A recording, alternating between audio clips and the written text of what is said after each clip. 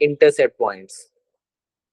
Intercept points होते हैं दो तरह के होते हैं जी इंटरसेप्ट पॉइंट्स। एक होते हैं जी एक्स इंटरसेप्ट होते हैं, और एक होते हैं आप लोगों के पास जी वाई इंटरसेप्ट। ठीक है। और इसी तरह अगर मैं एक्स इंटरसेप्ट की बात करता हूँ, तो ये जो होता है ना आपके पास ये ऑन एक्स एक्सिस होते हैं, और इसमें वाई इक्वल टू जीरो होता है, और वाई इंटरसेप्ट में एक्स इक्वल टू जीरो होता है। ठीक है ना। इसके बाद जो है ना आप लोग को वो कह सकते हैं कि ये दो पॉइंट्स हैं, ठीक है ना, बता दें जी इनके दरमियान डिस्टेंस क्या है, इनके दरमियान मिड पॉइंट क्या है। वो आपको क्वेश्चन किस तरह दे सकते हैं कि बताएं A option, B option, C option, इस तरह करके तीन ऑप्शन से दे। वो कहते कि इन तीनों में ना पॉइंट से देता है, कहते बताएं किस पॉइंट्स का डिस्टेंस जो है ना वो 15 आ रहा है। तो आप लोग डिस्टेंस फॉर्मूला लगाकर चेक कर सकते हो। ठीक है। अब आप लोग को ना मैं ट्राइंगल्स पढ़ाने लगा हूँ, उसकी आप लोग हेडिंग दे दो। डिफरेंट ट्राइंगल्स मैं आप लोगों के साथ डिस्कस करूंगा। ठीक है ना, क्या सिचुएशन बनती है, क्या चीज होती है। तो ये ना डिफरेंट ट्राइंगल्स में सिचुएशन बताने लगा। तो ट्राइंगल आपको पता है थ्री साइडेड क्लोज फिगर होती है। ट्राइंगल में सबसे पहले तो जो ट्राइंगल डिस्कस करेंगे वो एक्यूट होगी। ठीक है ना। एक्यूट ट्राइंगल हम लोग डिस्कस कर लेंगे आप लोगों के साथ। फिर ऑब्ट्यूज को डिस्कस कर लेंगे। फिर राइट ट्राइंगल को डिस्कस कर लेंगे। और इसी तरह ना इसके बाद मैं आप लोगों के साथ डिस्कस करूंगा जी स्केलियन ट्राइंगल, फिर इक्विलेटरल ट्राइंगल,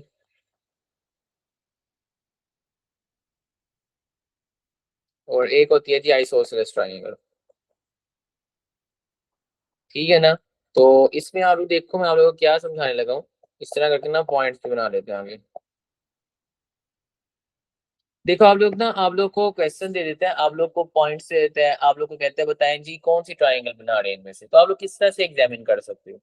देखो एक्यूट ट्राइंगल जो होती है ना, उसमें याद रखना कि एंगल जो होते हैं ना, एंगल्स वो लेस देन 90 डिग्री होते हैं। ऑब्ट्यूज में जो होते हैं ना एंगल्स ग्रेटर देन 90 डिग्री होते हैं। और इसमें वन एंगल जो होता है ना, वन एंगल, एंगल देखो ना, एक एंगल ग्रेटर देन 90 होगा, इसमें जो है ना एक एंगल वो इक्वल्स टू 90 डिग्री हो जाएगा। ठीक है। इसके बाद अगर मैं इनकी थोड़ी सी बात करता हूँ, तो एक्यूट में पता क्या होता है कि सी का स्क्वायर, अब सी क्या है, सी होती है सबसे बड़ी साइड। कि सबसे बड़ी साइड का स्क्वायर जो होता है ना वो लेस देन आता है ए का स्क्वायर प्लस बी के स्क्वायर से। यानी कि आप लोगों को तीन पॉइंट्स थे ट्राइंगल की, आप लोगों ने जल्दी से ट्राइंगल ड्रॉ कर लेनी, ये पॉइंट, ये पॉइंट, ये पॉइंट। तो आप लोगों ने ना तीनों साइड्स निकाल लेनी, ये वाली साइड निकाली, ये वाली साइड निकाली, ये वाली साइड निकाली। फिर उसके बाद आप लोगों ने ना डिसीजन करनी है इस तरह से करके कि सी का स्क्वायर अगर ग्रेटर देन आ जाए, ए का स्क्वायर प्लस बी का स्क्वायर, तो ऑब्ट्यूज है। अगर आप लोगों को पता है कि बराबर आ जाए तो फिर राइट है। इसी तरह जो इक्विलेटरल होता है इसमें ऑल साइड्स इक्वल होती हैं। आप लोग कहते बताएं ये इक्विलेटरल ट्राइंगल है, आप लोगों ने उसकी तीनों साइड्स निकाल लेनी है डिस्टेंस फॉर्मूला लगाकर। आप लोगों को बराबर आ गई तो इक्विलेटरल है। ठीक है ना। इसी तरह अगर डिफरेंट आ गई तो आगे पास क्या हो जाएंगी जी, स्केलिन हो जाएगा ट्राइंगल। और इसी तरह अगर टू साइड्स इक्वल आ जाए ना तो वो क्या हो जाएगा, आइसोसेलेस हो जाएगा। तो जी इसका आप लोग नेक्स्ट आगे मूव करते हैं जी। ये ट्राइंगल ना मैंने डिसीजन आप लोगों को समझा दिया किस तरह से करनी है। ठीक है। वो आप लोग इस तरह से भी कह सकते हैं कि आप लोग ना हमें ठीक है ना, वो आप लोग कह दे कि एक जो है ना ये पॉइंट्स जो है ना ये राइट ट्राइंगल बना रहे हैं। फर्स्ट करो जी 2 3 पॉइंट है, 3 P पॉइंट है, ठीक है ना, और 7 1 पॉइंट है। कहते हैं राइट एंगल ट्राइंगल बना रहे हैं, आप लोग पी की वैल्यू फाइंड करो। आप लोग पता है इसमें पाइथागोरस थ्योरम वैलिड होएगा। ठीक है ना। वो आप लोग को पैरेललोग्राम देखकर कह सकते हैं कि ये 1 1 पॉइंट ले लो, ठीक है ना, ये 2 1 पॉइंट ले लो, और इसी तरह ये 3 1 पॉइंट ले लो, ये 2 P क्यू ले लो। कहते हैं क्यू फाइंड करो। अब ये आगे जाकर पैरेललोग्राम्स, क्वाड्रिलेटरल, बल्कि क्वाड्रिलेटरल अब मैं आप लोग को बताऊंगा। अभी मैं ट्राइंगल्स बता रहा हूँ। ठीक है। अब आप लोग कह देते हैं कि बताएं जी इन तीन से चार ट्राइंगल से उनमें पॉइंट्स वर्टिसेस बता दे। बताएं ये कौन सी ट्राइंगल क्या है आइसोसेलेस है। आप लोगों ने उसकी डिसीजन साइड्स निकाल के डिसीजन कर लेनी है। ठीक है ना। इसके बाद आप लोग हेडिंग दे दो डिफरेंट क्वाड्रिलेटरल्स की, ये मैं आप लोग को समझा देता हूँ। डिफरेंट क्वाड्रिलेटरल्स की आप लोगों ने हेडिंग पढ़नी है कि डिफरेंट क्वाड्रिलेटरल क्या होते हैं। तो सबसे पहले तो आप लोगों ने पढ़ा होगा रेक्टेंगल, क्या रेक्टेंगल क्या लोग किस तरह डिजाइन कर सकते हो। रेक्टेंगल ना दो पॉइंट्स लिख लो कि रेक्टेंगल में ऑपोजिट साइड्स इक्वल होती हैं, ऑपोजिट साइड्स इक्वल होती हैं, ठीक है ना। और जो आपके पास डायगनल्स होते हैं ना, डायगनल्स आर इक्वल होता है, वो भी इक्वल होते हैं। इसी तरह अगर मैं बात करता हूं जी रेक्टेंगल के बाद तो पैरेललोग्राम की,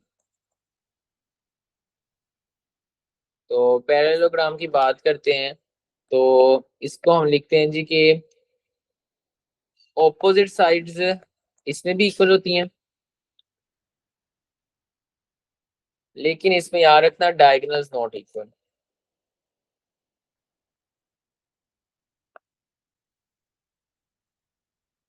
और यहाँ से ना आप लोग देख सकते हो कि इसकी डायग्राम होती है इस तरह से करके, इसकी डायग्राम होती है इस तरह से, ठीक है ना। आगे अगर मैं आप लोगों को कुछ और क्वाड्रिलेटरल्स बताऊं तो उसके अंदर आप लोग जिक्र करोगे कि एक आती है जी स्क्वायर होती है।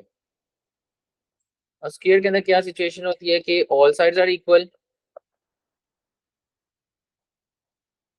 देखो अगर आप लोगों को ना वो तीन वर्टिसेस दे दे, आप लोग सबसे पहले ना साइड्स निकाल लेनी है, उसके बाद डिसीजन कर रहा हूँ। और इसमें डायगोनल्स भी इक्वल होते हैं,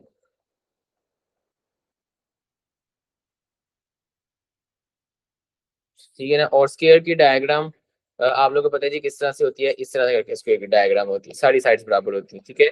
इसके बाद आप लोग हेडिंग दे दो, हम लोग इसमें जिक्र करेंगे जी रोम्बस की। अब रोम्बस में क्या होता है जी, ऑल साइड्स आर इक्वल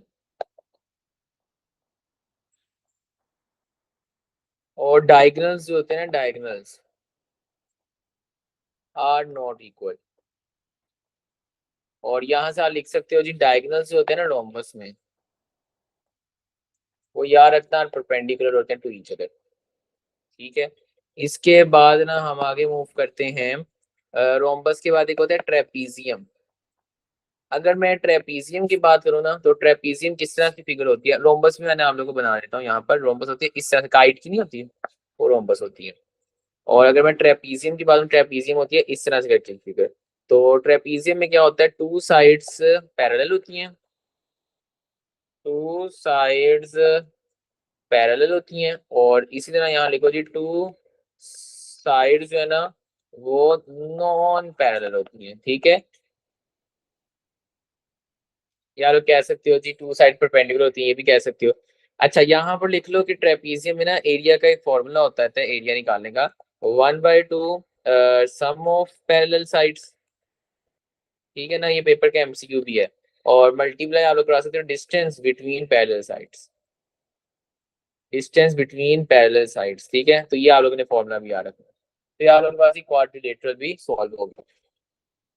इसके बाद अगर मैं थोड़ी सी और आप लोगों के साथ बातें करूं तो इसके बाद ना हम डिस्कस करते हैं। अब आप लोग किस तरह से एमसीक्यू दे सकते हैं, अब आप लोग एक पैरेललोग्राम बना दे, ठीक है ना। वो कह देता है ये 1 1 पॉइंट है, ठीक है, ये 2 1 पॉइंट है, ये 3 1 पॉइंट है, ये 6 2 पॉइंट है, ठीक है। वो कह देता है आप लोग मुझे बता दो कि ये जो पैरेललोग्राम है 6p रख लेते हैं, यहाँ पे कहते हैं p कैलकुलेट करके दे दो, आपको पता है ऑपोजिट साइड सेम है, ऑपोजिट साइड निकालोगे सेम हो जाएगा, ठीक है ना। तो इस तरह से करके ना आप लोग इसे भी सॉल्व कर सकते हो, ठीक है। इसके बाद ना आपसे मैं डिस्कस करूंगा कि इफ अगर एक लाइन को ना, if Y axis cuts A B, अगर वाई एक्सिस इस लाइन को कट करे ना तो उस केस में याद रखना, फर्स्ट करो मैं आप लोगों को पॉइंट देता हूँ जी, ए पॉइंट था 1 2 और बी पॉइंट मैंने ले लिया 5 3। तो यहाँ से वो कहता है कि वाई एक्सिस ने ना ए बी को काट की है, तो बताएं जी कि उसकी क्या आंसर होगा। आप लोगों ने याद रखना कि हमेशा एक्स कंपोनेंट्स की रेशियो ले लेनी है, ठीक है ना। तो यहाँ से आप लिखोगे कि इसकी क्या आ जाएगी, 1:5 आ जाएगा, take ratio of X component,